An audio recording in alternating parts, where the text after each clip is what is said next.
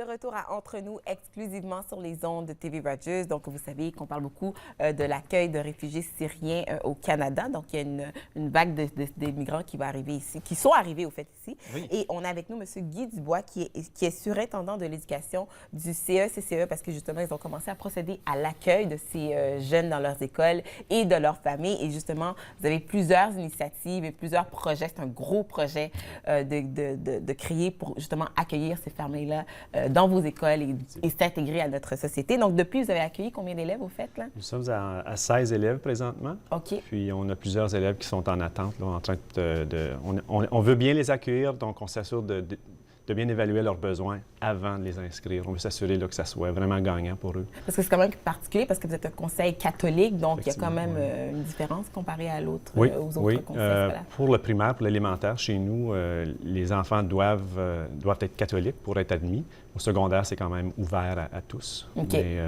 puisque la Syrie est un pays majoritairement musulman, évidemment, notre bassin potentiel d'élèves est plus restreint. Par contre, ce qui est intéressant avec Ottawa, c'est qu'il y a plusieurs paroisses, dont les paroisses syriennes, qui parrainent, qui accueillent ces enfants-là. Donc, ça fait augmenter le nombre d'immigrants syriens qui sont catholiques déjà? Oui, déjà. Donc, nous, on travaille de près avec les paroisses directement, ce qui fait en sorte que les gens qui ont de la famille, donc c'est soit par le privé, on connaisse déjà nos écoles pour plusieurs, donc ça facilite, si vous voulez, l'inscription. Donc, c'est quoi en ce moment les grands défis? Vous avez un nouvel élève arrivé de Syrie il y a quelques semaines, quelques mois. Ouais. Comment vous procédez? Est-ce qu'il y a une évaluation qui est faite? Ouais. Est-ce qu'il y a une étape? Comment est-ce que vous procédez avec ces enfants-là pour les intégrer? Effectivement. Au Centre-Est, on accueille, puis je veux dire, l'ensemble des conseils d'Ottawa accueillent des nouveaux arrivants depuis plusieurs années. Oui. Donc, les structures sont déjà en place. Ce qui est différent en ce moment, c'est le nombre et la stratégie fédérale qui fait en sorte qu'on met un focus là-dessus. Puis, on n'est pas encore tout à fait certain combien d'immigrants arriveront à Ottawa. Donc, il faut être prêt. Il faut être prêt, c'est ça. Donc, ça nous oblige à revoir nos processus, puis s'assurer qu'on est flexible, qu'on a les services en place pour ces gens-là, parce que, comme vous savez, plusieurs de ces enfants-là, ces familles-là ont vécu des camps de réfugiés. Oui. Des traumatismes. Oui, il y a toute une évaluation. Est-ce que vous faites une évaluation psychologique avec les enfants pour vous assurer qu'ils sont vraiment bien encadrés du début dans leur aventure académique? Ce qu'on fait présentement, on a un bureau d'accueil au conseil et on a embauché de nouvelles ressources, des gens qui parlent la langue arabe pour justement bien accueillir puis comprendre les besoins. Okay. Puis c'est ces gens-là qui facilitent les premières rencontres d'accueil à l'école. On veut bien accueillir les familles. Puis si on voit qu'effectivement, il y a des besoins du point de vue affectif, on a des travailleurs sociaux qui sont disponibles. On a même, on s'est entendu avec le centre psychosocial, advenant un nombre élevé d'élèves en besoin. Donc, c'est là où est-ce qu'on a dû revoir nos processus pour s'assurer qu'on a les ressources en place. On parlait aussi tout à l'heure de la famille élargie, puis les problèmes que ça peut poser. Est-ce que vous êtes en train de regarder comment mieux appuyer les familles pour qu'elles aussi puissent appuyer les enfants qui rentrent dans le système scolaire? Effectivement. On a... Une fois que l'élève arrive à l'école, on ne veut pas juste l'inscrire. Il faut y offrir ensuite l'appui qu'il a besoin du point de vue scolaire. Mais on s'aperçoit aussi que ces parents-là, les adultes qui arrivent, ont aussi besoin d'aide en communauté.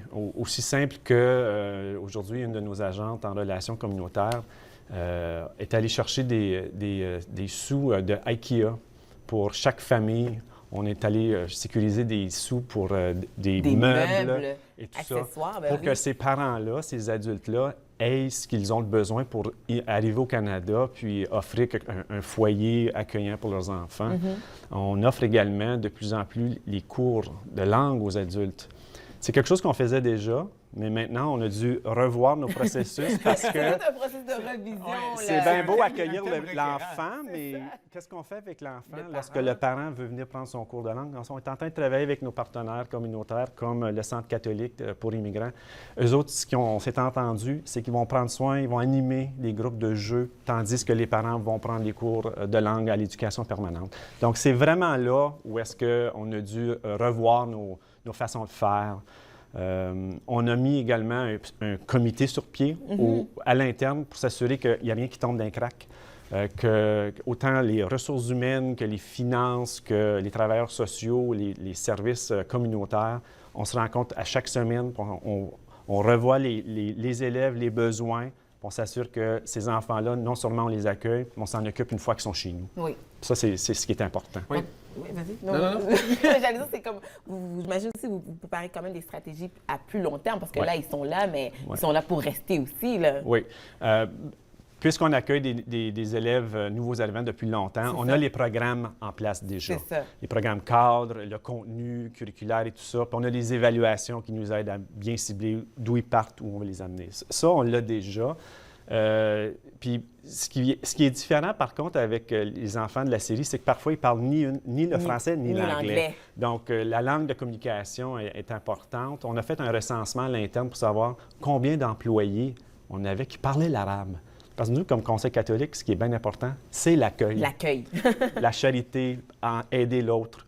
Donc, on veut vraiment mettre en place nos valeurs, mais ça, c'est une belle façon de le faire.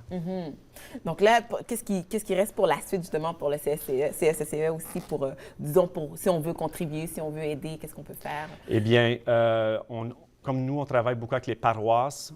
Si on est capable d'aider les paroisses, soit à recueillir des fonds, on a aussi l'éducation permanente qui recueille des meubles, des manteaux. Oui. On a fait pendant la période des fêtes, les écoles élémentaires ont recueilli, et secondaires ont recueilli des objets, des fonds pour aider justement ces nouvelles familles-là. Puis je crois aussi que vous travaillez avec Centraide aussi, si les gens veulent donner aussi ce moyen. Oui, il y a Centraide, mais on a aussi notre fondation au Conseil.